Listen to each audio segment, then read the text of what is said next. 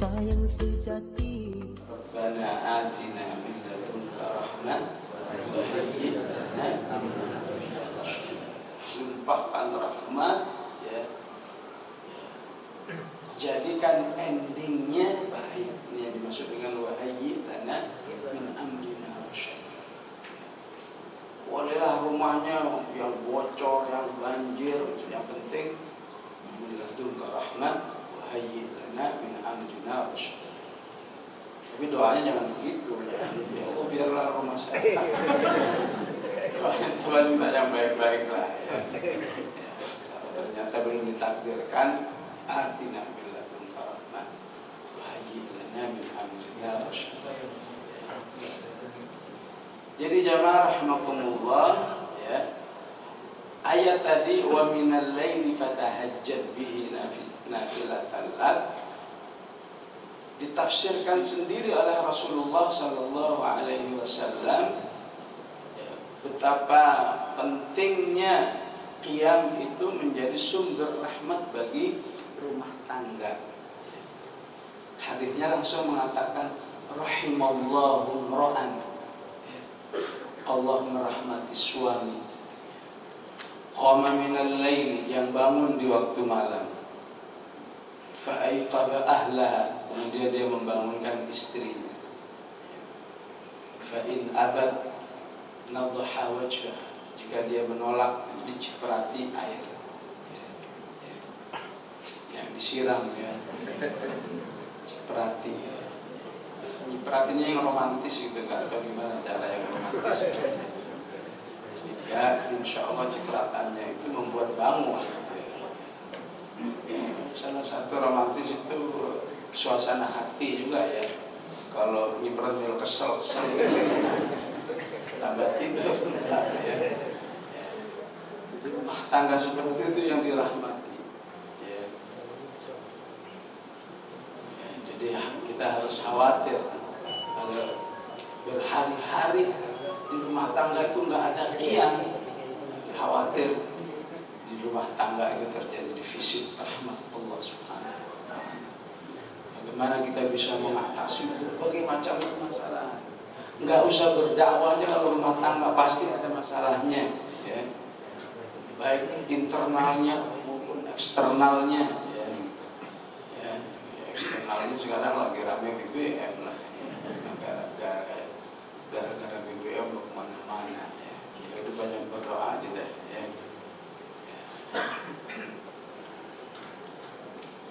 Begitu juga Allah merahmati istri, rahimallahu imra'atan, ya. Qamat minal laili fa'aiqadha zawjaha, ya.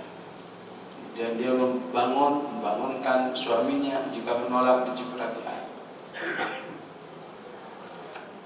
Rasulullah mengatakan fa'in qama minal laili kutiba minal dhakirin.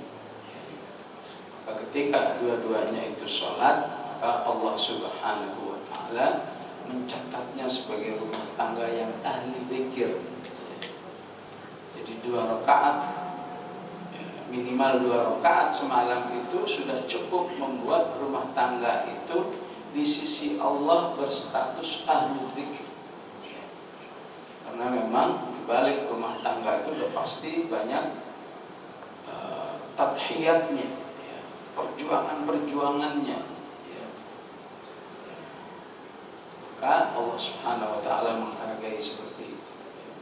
Ya, apalagi sholat, kemudian sholat subuh berjamaah di masjid, rakaat sebelum subuh, setelah sholat subuh ada maghfuratnya, ada tilawahnya, wah itu luar biasa.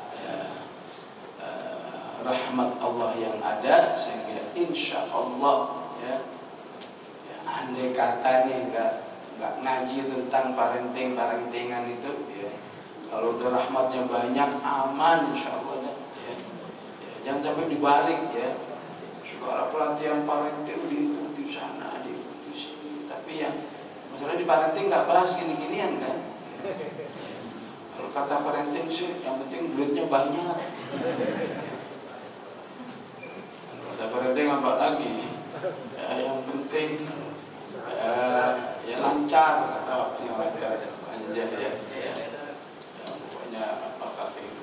seksualnya lancar, semua dikaitkan dengan sisi kemanusiaan. Yang tidak mustahil orang merasa, lah saya duit udah banyak tapi kok rumah tangga masih neraka begini, dan lain sebagainya. Rumah sudah bagus kok masih neraka sih. Jadi minus rahmat Allah Subhanahu wa ta'ala.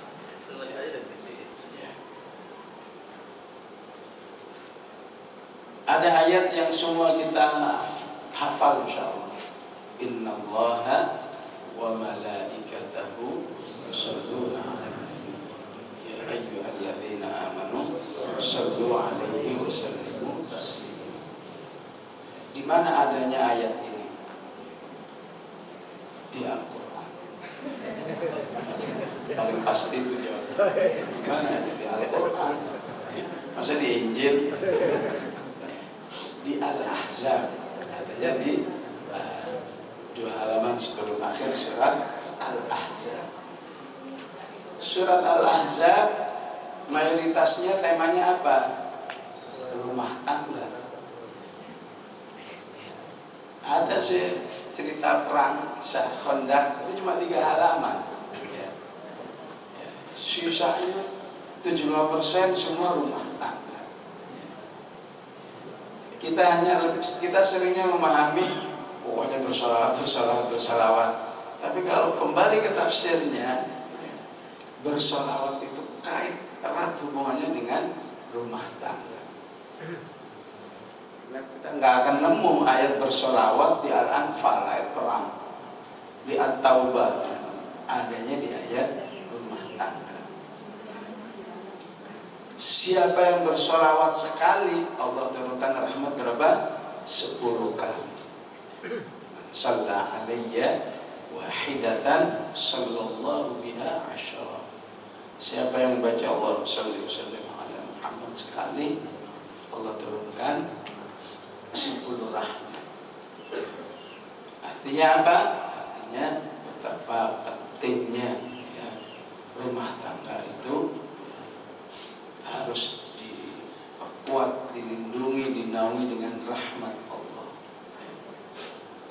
Karena itu suami istri yang setiap hari minimal 100 kali bersalawat kepada Rasulullah, baik salawat yang ideal, salawat Ibrahimiyah, Allahumma shalli ala Muhammad wa ala ali Muhammad kama shallaita ala Ibrahim wa ala ali Ibrahim, ila akhir kalam, ataupun singkatnya saja Allahumma shalli wa sallim ala Muhammad, insyaallah rumah tangga itu dirahmati oleh Allah Subhanahu wa taala. Kita diberi kekuatan menghadapi karakternya masing-masing. Suami pasti perlu bersabar terhadap karakter tertentu istri. Istri pasti harus bersabar menghadapi karakter tertentu suaminya. Dan kesabaran ini kalau nggak ada rahmat Allah Subhanahu wa taala, bisa jadi satu hal yang remeh temeh dibesar-besarkan oleh syaitan. Karena di Al-Isra juga Allah katakan bahwa setan itu sangat aktif merusak rumah tangga. Mustafziz bisautika, wastafziz man istata'ta bisautika wa ajlib 'alaika wa ajlib 'alaihim bi khailika wa rajulika wa syarikhum fil amwali wal aulad. Kamu terlibatlah menggodain manusia itu dalam rumah tangga. Karena ketika kita tidak mendapat rahmat Allah tadi, hal-hal yang kecil bisa menjadi besar, atau bahkan istilahnya mengalami yu'mi wa yusib. Orang bisa gelap mata kalau sudah berhadapan dengan urusan rumah tangga. Sini ada satu Rusdi yang ada di SP, saya ada di SW, paling kenyang lah nanganin rumah tangga umat ini. Bisa jadi 1 jam sendiri bahas contoh-contoh rumah tangga. Padahal sudah tiap hari tauji dan seterusnya ya. Ya, ibrahnya seperti itulah ya. Jadi ayat bersolawat itu aslinya ada di surat Al-Ahzab. Berarti pemahamannya betapa pentingnya rumah tangga itu harus ya, selalu dihujani, dilindungi oleh rahmatullah subhanahu wa ta'ala. Tentu dari yang lain juga harus kita perhatikan.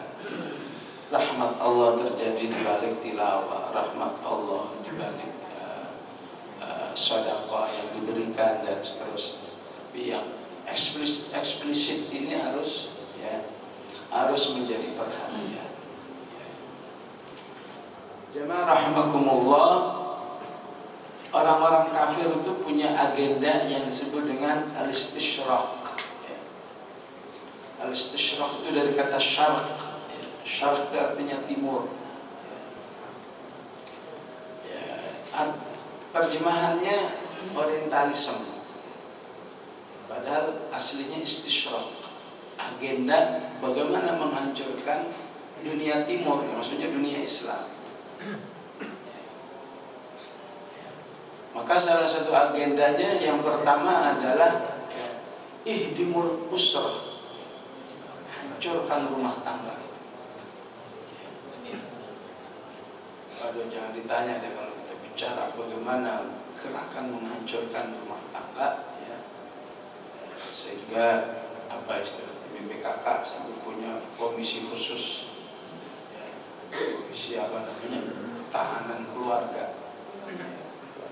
Ketahanan keluarga ini memang ya, gerakan menghancurkan rumah tangga itu sangat luar biasa.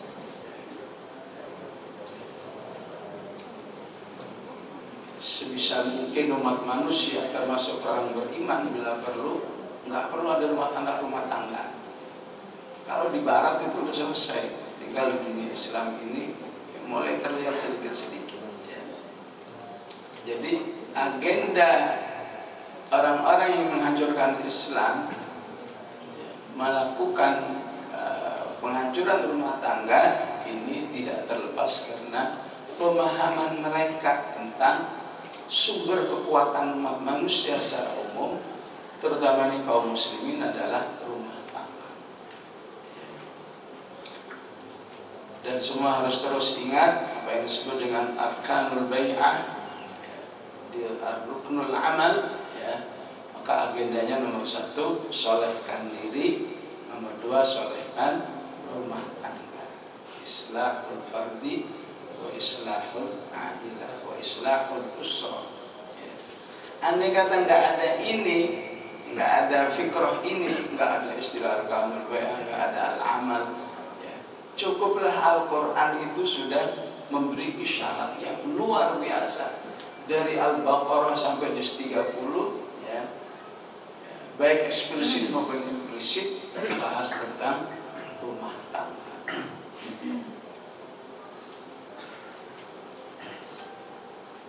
Kemudian yang kedua, ihdimut ta'lim, hancurkan gerakan pendidikan. Jadikan umat Islam itu merasa nggak penting dengan menambah ilmu. Tanpa terasa kita terjebak seakan-akan ilmu itu adanya di dunia-dunia sifatnya formalitas. Kita terbawa oleh situasi, pokoknya kalau ada gelarnya apa doktor, apa MA, apa LC, oh berarti ini baru berilmu. Kalau nggak ada belum tentu. Padahal bisa jadi orang nggak ngapa-ngapain, nggak pernah kenal bangku sekolah, tapi ilmunya bisa lebih dari doktor misalnya.